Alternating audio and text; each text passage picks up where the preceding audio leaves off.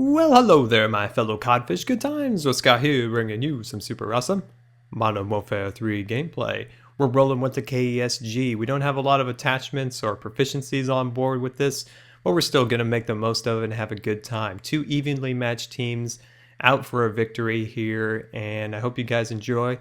But we're not going to be talking too much about the gameplay here. We're more going to be diving into where I've been and what's in store for my channel.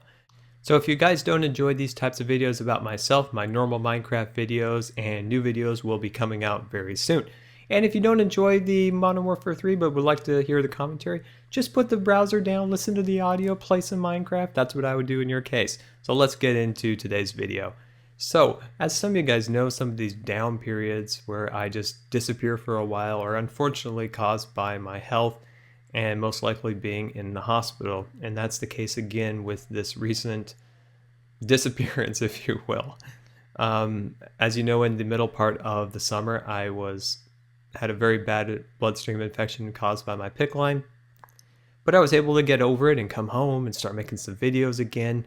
But unfortunately, after my last Minecraft video I made on the Saturday, that next Sunday I started to develop the fever again and started getting really achy. By Monday, I had to go once again into the hospital where they found I had 103 degree fever. I was just uncontrollably shaking and my immune system was taking a huge hit from this infection.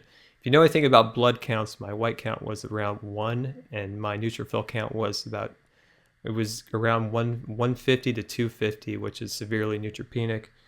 And that's very life-threatening, all that together with the TPN and the PICC line. TPN is a great source for nutrition when you have GI tract problems and you cannot tolerate food, but unfortunately it's very dangerous. It can cause very bad infections, and that's what it was just prone to all this year with it. It makes you feel good, it gives you a lot of energy, it doesn't cause nausea like a feeding tube would with the different types of formulas. So it's a great thing, but also can be a very bad thing, and that's pretty much my case with it. So after I was able to recover from the fevers and start to get that fungal infection out of my bloodstream caused by the TPN, we had to come up with some choices on how to feed me in the long term till I'm hopefully able to eat again on my own. This neuromuscular disease causes a lot of problems throughout my body, and eating is definitely one of those problems. So we had to kind of roll back to January and to think about a feeding tube again, but unfortunately I'm an anesthesia risk, so doing a J tube and finding out this isn't going to work is not like an option. So they had to come up with a non-invasive type of thing to see if I'm able to tolerate the new formula that was found that they were hoping I would be able to tolerate. So the idea was to go back to an NJ feeding tube, which I've had 29 of them before in the past.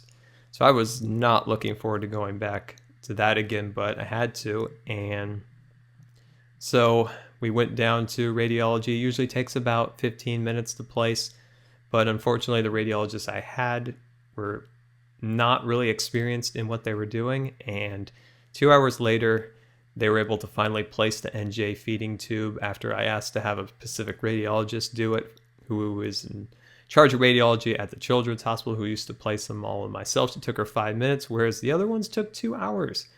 So that was a really unpleasant experience. So what an NJ tube is a tube that is threaded through your nose, down your throat, out of your esophagus, into your stomach, out of your stomach and into your small intestine, bypassing your stomach.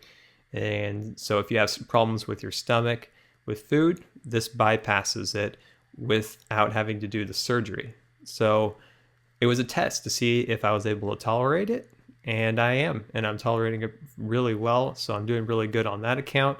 The next challenge is to go through the surgery. Now the surgery is pretty scary in the fact that they're worried that I won't be able to come off the ventilator, that my muscles will get very weak under anesthesia, causing me not to be able to breathe again on my own.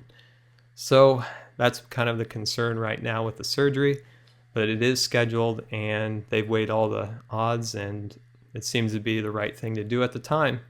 So around September 25th, I'll go in for that and have that done. I'll be in the hospital for a few days after that, and hopefully be able to come home, have that, and be on a more stable, healthy track. So hopefully this all goes well and that happens. So this time around, when I go in the hospital, I'll have some videos pre-made for you guys. So I'll have something going instead of these surprise hospital trips where I have no idea I'm really going to go in the hospital and I'm gone for 10 days or more.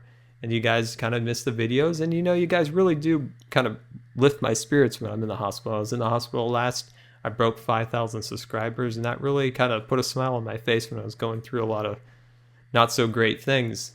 And that really means a lot. You guys sent some really nice messages on YouTube and Twitter to me. Really helped me get through quite a bit when I was in the hospital. So that really made going through a lot of that a lot easier. So I'm at home again. The tube is not choking me in my throat as much as it was. It's still really hard to kind of move my neck, and it makes it harder to breathe, but I'm doing a little bit better. Able to make the video again, so that's really kind of a plus. It makes me feel a little bit better, and I love making videos. Making videos is my highlight of the day when I'm able to make them.